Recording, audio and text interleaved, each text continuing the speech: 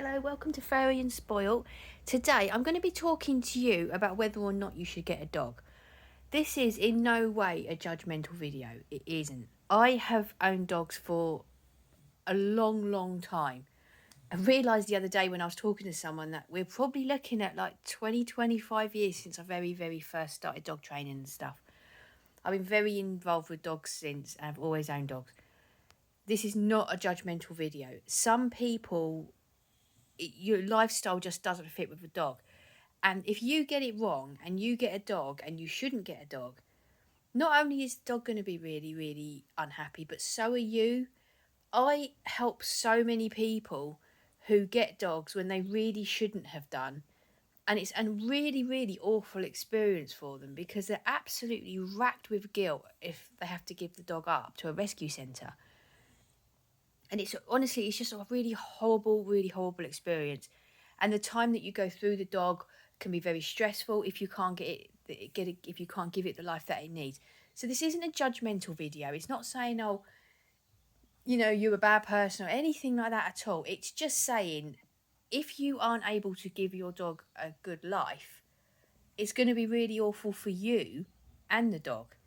And so if I can just prevent that from happening by I'm just going to talk to you about some things that you need to think about in dog ownership.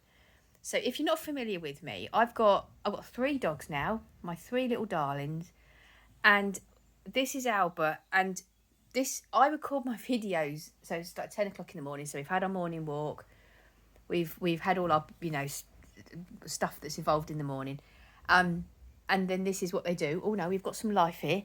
This is Pickle Boy, Harry. He sleeps in his hole, Harry in his hole. If you see me on Twitter, you'll often see Harry in his hole. This is the back of the sofa, and as the morning goes, he gets lower and lower until you can't see him anymore. This is Pickle Boy. So this is Harry. This is my little Albert, my old man. And we've got a new addition to our family, Little Humps. Now, he's a rescue from Korea, and so I'll just quickly give you a glimpse of him. I'm not going to point the camera at him because I don't want to worry him about anything. So we just have a little tiny look at him. He's just over there having his little sleep. But I'm not going to point the camera at him too much because I don't think it would worry him. It might do now and again. But he's doing really well. So as you can see, I've got a right mix of dogs, mix of ages. Now, all of the 3 I've got at the moment have all come from really awful beginnings. So you can't get much more difficult than that. But I've also owned dogs that have come from, I've had ex-police dogs and dogs that have been bred to perfection and have basically lived the absolute perfect life. So I've experienced it all. I've had all these tiny little dogs, and then I've had big German Shepherds. So I've experienced them all, and I've lived through it all. And I'm just going to talk you through. I've just written a list, and I'm going to talk you through the things that you need to think about when getting a dog. Now, I was going to take you for a little walk around the house and show you some different damage that they've done and stuff like that. But I've decided I'm not going to do that because if I get up, then Humps, our new little darling, he follows me. And I don't want to get him up. He needs to have his sleep.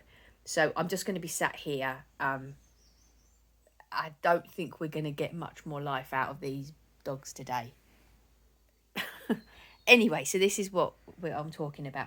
Now, something I do want to point out is, don't look at this video and think, oh, look at that wonderful scene. Her dogs are all fast asleep. Oh, that's wonderful. That's what I want. Because if you get a dog and you don't know what you're doing and you do it wrong, this isn't what you're going to have. You're going to have dogs barking, you're going to have madness, it's all going to be crazy, it's going to be loud, your energy is going to be awful, the dogs are going to be stressed. It's going to be truly awful if you don't know what you're doing. Now, what I will say is if you've never had a dog and you're prepared to put yourself out for a dog, but you don't know anything about training, you know nothing about behaviour, you know nothing about looking after them, you know nothing about their welfare, it doesn't mean that you can't do it, and it doesn't mean that you can't get to the point where you can create this kind of atmosphere with your dog. You can learn. I, at some point, had to get my first dog, and I had to learn, and that's exactly what you can do. So, just because you've not got the years of experience, it doesn't mean you can't learn, because you can. Excuse me, I'm just going to get a drink. I'm a bit dry.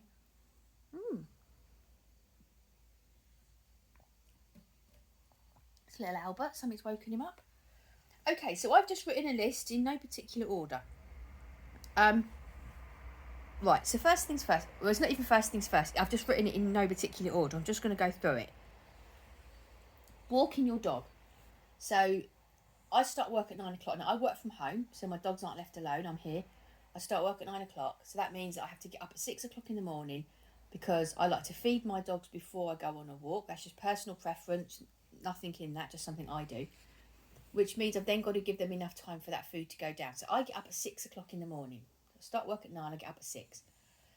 And then an hour of that, so 6 till 7 is they're fed, and then that's time for the food to go down. 7 till 8 is walking. Now, my boys here, we've got Albert, who's a bit old, and we've got old Humps over there who, he's just got to get used. He's just got to get a little bit fitter and a little bit thinner. So we don't do exactly an hour of walking. That would be way too much for a 9-year-old dog. But we do walk. We go walking, and then we sit and we watch the world go by, and there's an awful lot of sniffing going on. And in an hour, we really don't get very far at all. But they're out of the house for an hour. And it doesn't matter if it's absolutely chucking it down with rain or snow or cold or whatever. You've got to go out there. And that's just it. And it doesn't matter if you've just had your shower and you've done your hair and you've got your makeup on. You have got to get out there in the rain. And you're going to get soaked.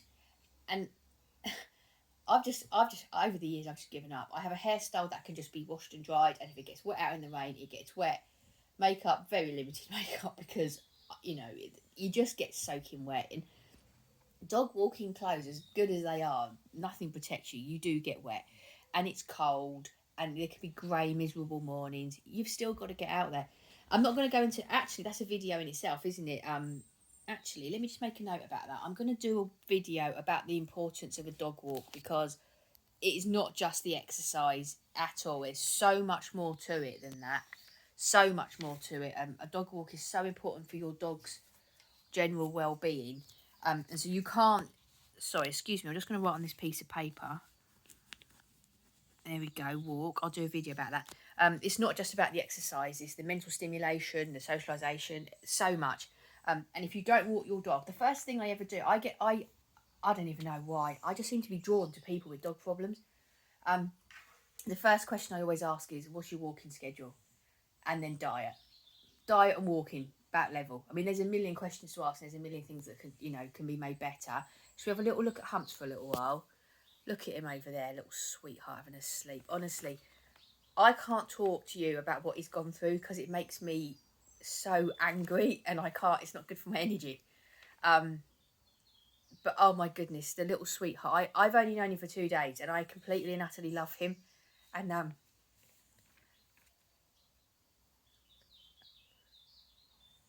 honestly, I could cry. I could cry when I think about what he's been through. And I'm not a crier. I'm really not a crier. I'm really quite a strong, abrupt sort of person. Very blunt is what it is with me. I'm not a crier, but oh my goodness, this dog. My other 2 dogs, they came from really bad situations as well. They did. They came from really bad situations, but I think it's because they came from bad situations, but they were tiny, so it wasn't for so long. But Humps here is just it's the saddest story, and it's just broken me. I can't tell you, it's broken my heart. But anyway, we're working with him, and it's all going really, really well. That was a bit of a surprise. I wasn't expecting. I wasn't expecting to cry. Anyway, so let that just be a reminder to you that dogs, you don't just get a dog and that's just a dog. They're emotional beings and with feelings, and there's a lot more to it. And if you can't do it right, then you can really muck them up, and it's really, really not fair. It's really not fair. Right, I'm going to pull myself together. I'm so surprised because I'm not a crier. Oh dear, I don't want Humphreys looking at me. I don't want him to see me crying. I'm not a crier. I'm really, really not a crier. There's something about this situation. Okay, so that's probably a good thing that you saw that, or you heard it. Yeah, they're emotional beings, and you have got to get it right. And also, if you don't get it right and you do damage to them, someone's got to pick those pieces up, and it's not always easy. So although Humphrey is doing so well, I can't tell you how proud I am of him. And I can't tell you how proud I am of my boys, because they've just accepted him into our house. And, you know, he's getting a lot of attention. And they've just accepted him in, and bless their hearts. Please don't ever think you just get a dog, you shove it in the basket and that's the end of that, because it really isn't. There is so much more to it. Okay, so let me get on with my list. So walking, you've got to be prepared to walk them. But I don't leave my dogs ever on their own, but that's because Albert here has autism and I just can't. But I understand that in day-to-day life you do need to leave them on their own for some point, and it's a good thing. It's a good thing for your dogs to get used to being on their own. But you know, there is a limit to that, and I'm not even going to get into the time limits of how long you should leave a dog, because personally for me, I think, you know, if you go out for work, say in the morning, and you come back at lunchtime and you're around all afternoon, I think that kind of thing is okay. There are other people who are in the same camp of me and think you should never leave a dog, but I don't think that's realistic. I think you can give a dog a really, really good home, and then he can be left for a few hours a day. But the thing you do need to think about is, if you've left him for those few hours, you can't then go out all afternoon and then go out in the evening, you know, for dinner with your friends. That just isn't how life works when you've got a dog. When you've got a dog, you've got to think, well, I've left him for a few hours today. That is now the limit, you know, and so you can't go out in the evening. And I've had, you know, a lot of people do say to me, I'll be thinking about getting a dog. And the first thing I'll say is, yeah, but you really are very social and you go out a lot with your friends. Well, if you've been at work all day, you know, even if you've had a dog walker come in, you can't then go out with your friends. You've then got to give your evening to the dog, and it's vital. And again, you know, with dogs, it's very honest. That you will get what you give. If you don't give them the proper treatment, you are going to get back a whole load of crap from them. And I love that about dogs, because I think they don't just silently put up with, well, some dogs do silently put up with stuff, but, you know, if you aren't treating your dog properly, you are going to get behavioural problems. And so, you know, I mean, it is just me saying it, but it's just a fact. If you leave your dog on his own for too long, he's going to have behavioural problems. So that's that. Are you prepared to give your dog the time he needs? I think when you've got a dog, it's a lifestyle change. Now, I think there are people in this world who are what I call dog people. You know, and they have a sort of look about them. They wear a certain style of clothes. We've sort of given up, really. And, you know, your whole life is around your dog. And, you know, I'm clearly one of those people. My dogs come first before everything. And that's just how it all goes. And but, you know, you mean you can have dogs and it doesn't have to be like that. But it is a lifestyle. It is a lifestyle. It's a massive thing having dogs. It's a lifestyle. And, you know, are you prepared to do that? Now, nutrition. It's not just a case of popping down to Tesco, get yourself a tin of pedigree and feeding it to your dogs. By the way, do not feed your dog pedigree. It's horrendous stuff. Don't do it. But nutrition is massive in dogs, and you get the nutrition wrong, you can cause all sorts of problems. Itchy skin, behavioural problems, all sorts of problems. But if you get nutrition right, you know, it goes a long, long way to you having a really nice, healthy dog. So are you prepared? Don't just think you just go, you know, and, you know, you've got to research this stuff. You've got to educate yourself. Your energy. Now, I've done a video about energy. I've done about pack leadership. I've done about talking to your dogs. And it's all vital, absolutely vital. Are you nice and calm? Is your house nice and calm? If your house hasn't got a nice, calm energy, your dog is going to really not do very well in that house. They need to have calm energy. And that comes down to like leadership. Can you give your dog clear leadership? Now, it doesn't matter. If you know nothing about nutrition, you know nothing about dog energy, you don't know anything at all about leadership, don't worry. It doesn't mean you can't learn. It doesn't mean you can't give a dog a wonderful house. Go and learn about them. There's Google, there's resources all over the place. Look through my channel. I've done videos on all that stuff. Learn about it, because please don't think, oh no, I don't know about any of that stuff. This is quite complicated. I'm not doing it. You could learn, and you could really have the most wonderful relationship with your dog. So please don't think, oh no, I can't do that. Yeah, there's a lot to learn, but trust me, you could give a really, really lovely lovely home to a dog if you learnt that stuff. Right, can you afford it? Oh, there's a one, I'll tell you. Right, okay, so oh, sorry, that's my fingers. Let's have a little look at Pickle Boy in his hole. Oh, he's going. Can you see him disappearing? Can you afford it? My goodness, do my dogs cost me some money? It's really expensive. I mean, by the time you've added up food and vets and medicines and beds and leads, and honestly, the list is endless. And even when you think you've got yourself all set up and going, there is still other stuff that needs doing. Cool pad. It just honestly, it's endless. So if you are running sort of month to month with no spare money, don't get a dog, because it won't work. You have to have some spare cash, because believe me, they cost a lot of money. That's another video idea. I'm going to do a video about how much my dogs cost us. Actually, do you know what? I think I'm going to be actually horrified when I do it, but I'm going to do, sorry, let me just write down on my piece of paper. Should we have a little look at Humps again? Let's see if we can look at Humps without me crying. Honestly, I've never cried in front of him before. Something about saying I loved him just set me right off. Right, what was I going to write on this piece of paper? Honestly, I'm at that age, 48, my brain, oh my goodness. Oh yeah, how the cost, that's right. I'm going to do a video on the cost of owning the dogs. I am going to be horrified, I know I am. Yeah, dogs, they're expensive. So can you afford to keep one? Right, what's next on my list? The mess. Right, I have a really nice house. By trade, I'm a designer, crochet designer. So I just need another drink of water.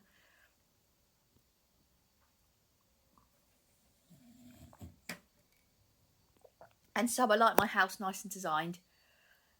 However, as you can see here, Humps has got his blanket. Just been, that's where he's chosen to sleep. That's his spot. It's where he's staying. There's beds all over this place, but that's where he's chosen. So right in the middle of the TV, I've got this dog blanket. If we look down here, there's my water. I drink a lot of water.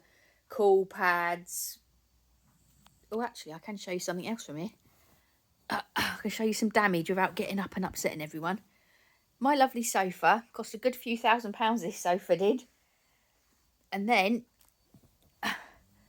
this stuff happened to it, and that was Harry, and he just chewed big holes in the sofa.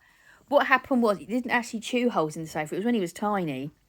What actually happened was, he was chewing his toy, and I was sitting with him. I didn't realise that the sofa was getting caught while he was chewing the toy.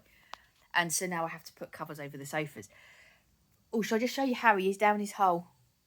Oh, he's gone. Harry in his hole. He's fallen right down the back. He stays there for hours like that. He loves it. Yeah, so your house is going to get chewed. If you've got a puppy, it's really going to get chewed badly. I'm going to really quickly just comment on something. I know my thoughts on this are controversial, but nothing I do will make me change my mind. I don't like dog crates. You can call it a crate, you can call it a wired pen. You are putting a dog in a cage, and I don't like it at all. And I've just recently worked with a dog who's having really bad nervous issues, and it's because he's kept in a cage all day. No question about it. That's the problem. And that's the problem, which is being sorted out. But I cannot tell you how many people talk to me about dog behavioural problems, and it always comes down to the fact that they're kept in a cage. I'm not going to go on about this because I know it's controversial. Now, I know if you've got a puppy, ideally, if you've got a puppy, don't get a puppy if you go to work. Do not do it. You have got to give that puppy some attention. But I'm all for having areas of the house where the puppy is kept in the area of the house so that he's kept safe. He can't do himself any harm. And I know that you do need to get the puppy used to being on his own. But don't put it in a cage. Please don't put your puppies in cages. Honestly, I can't tell you at the moment, and I know it's because there's been lockdown and we're now 2 years after the lockdown, so those dogs have been locked up for 2 years. But the number of people who contact me and approach me, and I just come across, who have put dogs into cages, crates, if you want to call it that, and the behavioural problems are shocking.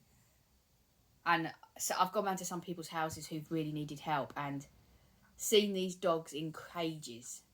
And at 2 years old, they are too big for those cages. And it is no wonder they are having behavioural problems.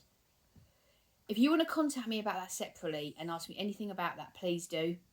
But I'm just telling you my experience. And over and over again. And at the moment, it's happening more and more and more.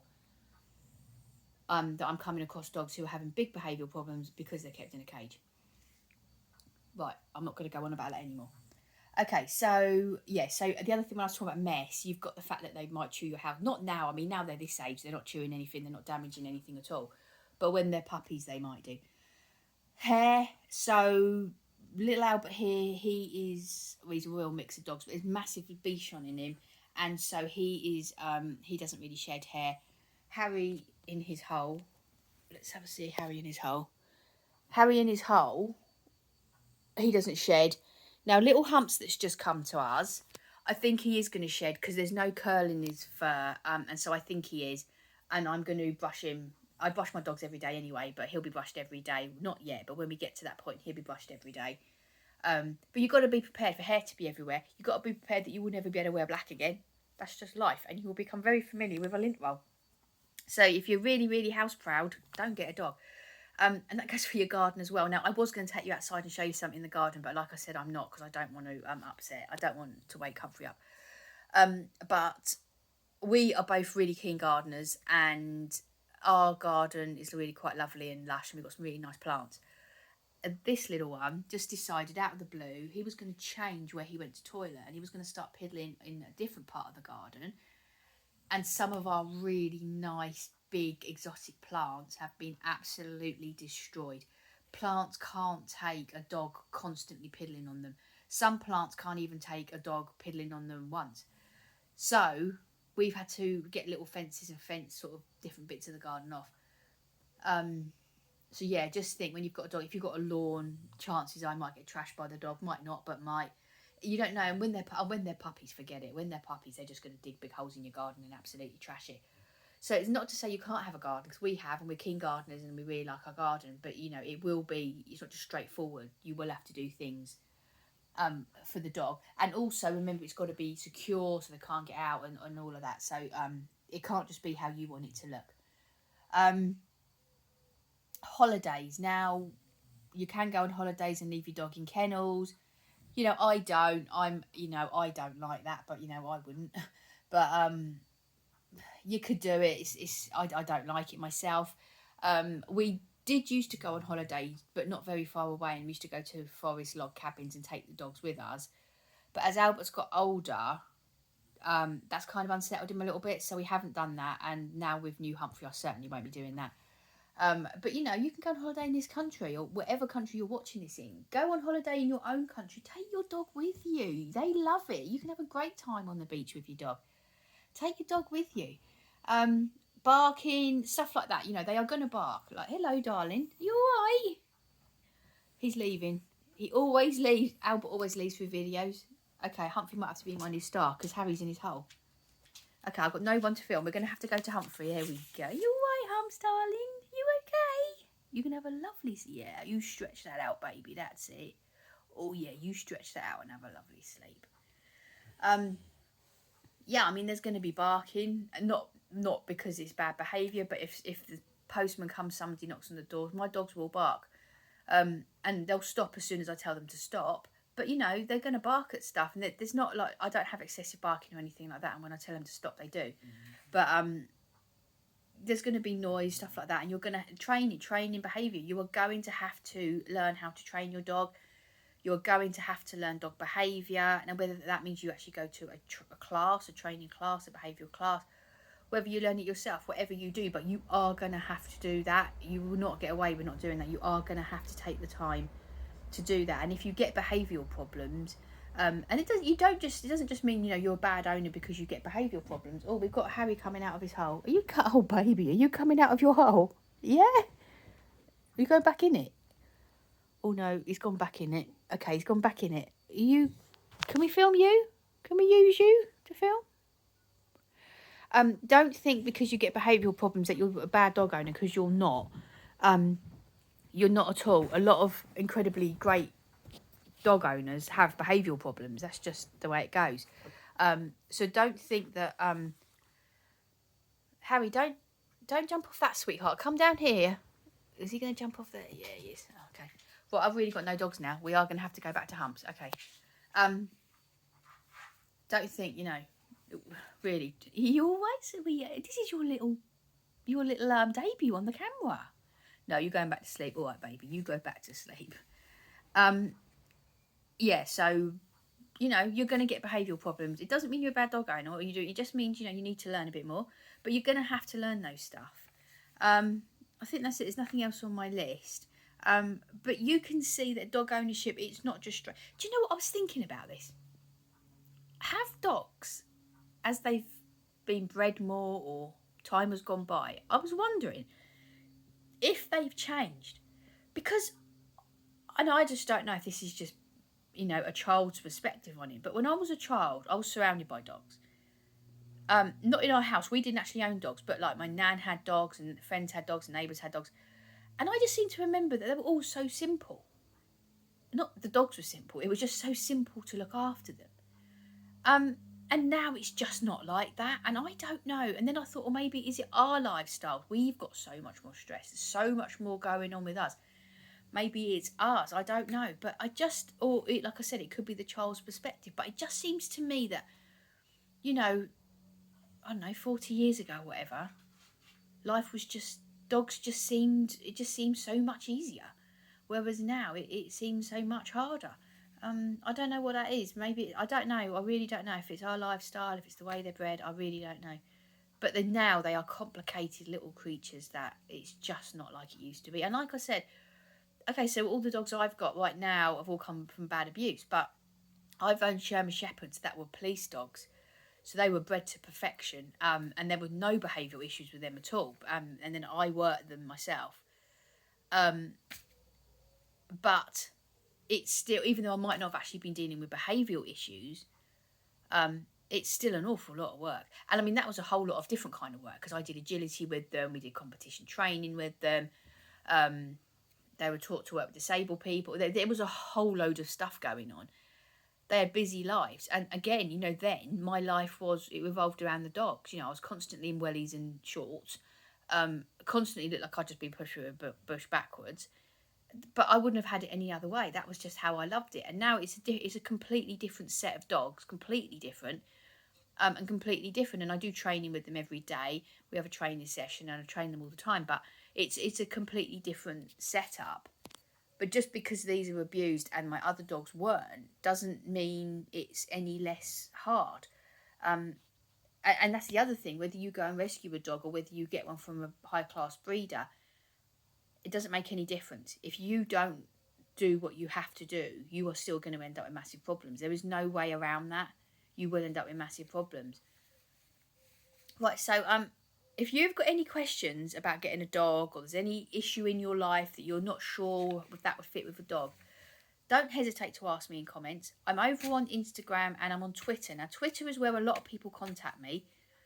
But on all three, I'm on all three. You can get me through all three of them. And I'm really happy to talk to you and help you. It's Furry and Spoil on them all. As always, there's hashtag Furry and Spoil. Just ask me, and can I just, one more thing, if you have got a dog and it's all gone really badly wrong, don't be too worried about contacting me, because I'm not going to judge you. This is not what this is about. It's about doing the right thing for the dog. It's about saying, okay, this is where you're at this situation, it's not great, but it's where you're at.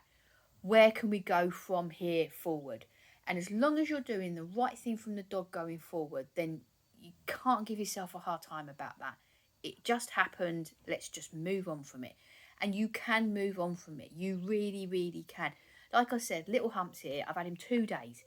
And in those 2 days, I've already seen incredible change in him. And we've got a long, long way to go. A long way.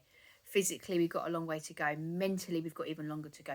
We've got a long, long way to go with an awful lot of concentrated attention on it and working on it. And we will get there, and we will, and you will see his path as we go through on YouTube. But you think what he's come through, I'm pretty sure the situation your dog's in, because you didn't quite get it quite right, is nowhere near as bad as Little Humps is in here. So you can do it. It can be done. You can progress. And as always, the other thing is, if you have got a dog, you made a mistake, you couldn't give the dog the home it needed, don't beat yourself up if you decide to give it up. Don't. What is important is that you do what's best for the dog. If you can't give it the life that it needs, give it to the RSPCA. It will be safe, it will be given everything it needs, but ultimately it will be found a home with people who can give it what it needs. You know what? You made a mistake. You didn't do anything bad. You made a mistake. Just don't beat yourself up about that. You just made a mistake. And if you're watching this and you're thinking, I want to try and get this better, but I just can't, you know what? Don't give yourself a hard time about it. It's okay to accept you made a mistake. And if you then go and give it to a rescue centre, you're doing the right thing by the dog.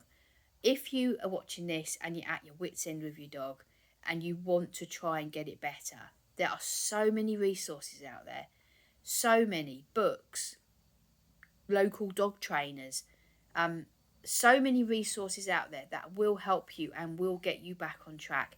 There's people like me and all sorts of other YouTubers that will help you. You can do it, you can. And it is going to be hard work, but let me tell you, it is the most rewarding thing you can possibly do. And I know with my other two boys, let me see if we can find another boy. Oh yeah, we've got an Albert here. When Albert came to us, I can't tell you, honestly, the state he was in was horrendous. And now, honestly, he's the happiest little dog I've ever met in my life. He's just so happy all the time. Life's just great. He's confident. The world is his. And that is such a rewarding thing to do. And when I get there with Humps, when he is a cocky little thing strutting around, he's full of the joys of spring, because he will be. He will be. I'm sure he will be. I see flashes in him now and again of, I'm just so sure he's going to just be so happy. And that's just going to be so rewarding, and you know, it's doable. It's really doable. So that's it. I haven't got anything else to say on this subject. So thank you very much for watching. I hope that you have a lovely day, and I'll see you in the next video. Bye bye.